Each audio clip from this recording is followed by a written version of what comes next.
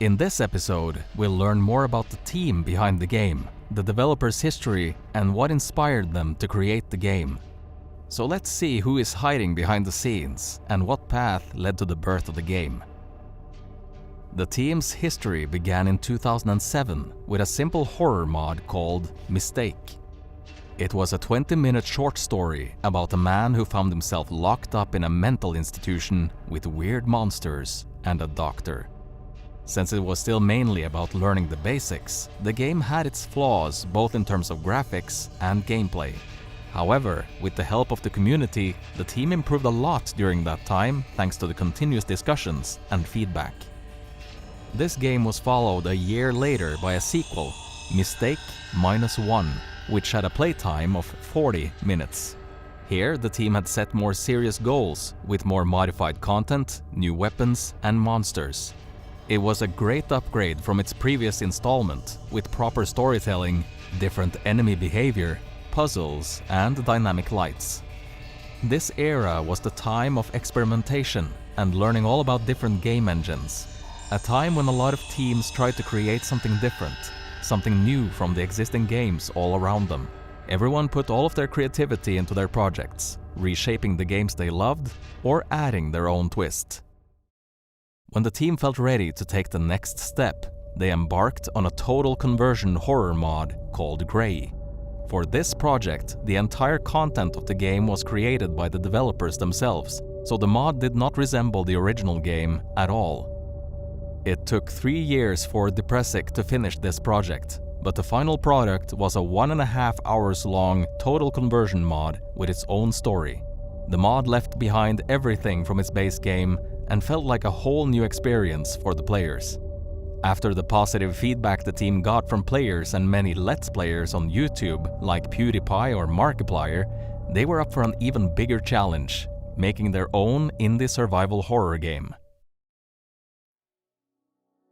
Peter was a huge horror movie fan from a young age, so he had plenty of inspiration to draw from. Even as a child, he took every opportunity to watch all the horror classics on VHS cassettes, which provided a very special horror experience with their flickering, noisy screens. When the first consoles with 3D graphics arrived and he played through all the survival horror classics, he realized what he wanted to do in the future.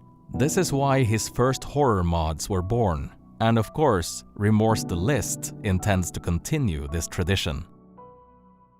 Daniel's most defining memory also comes from an earlier era, as he was fascinated by sci-fi horror when he was younger.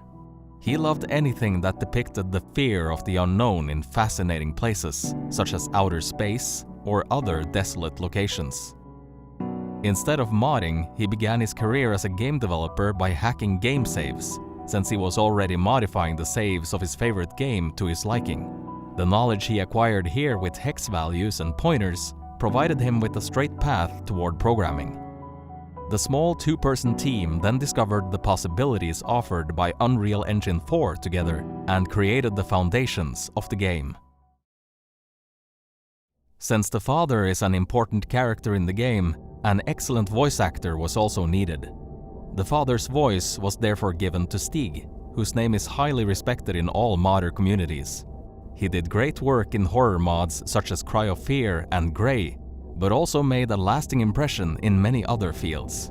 His excellent work was a huge help in shaping the endings of the game and helping express the father's emotions.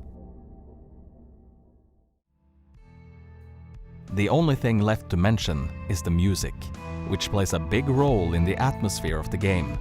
Here, of course, we mostly needed dark-toned, depressing pieces, but in some places it was also important to express other emotions such as regret or despair. Younes is a sound designer and a multi-genre composer.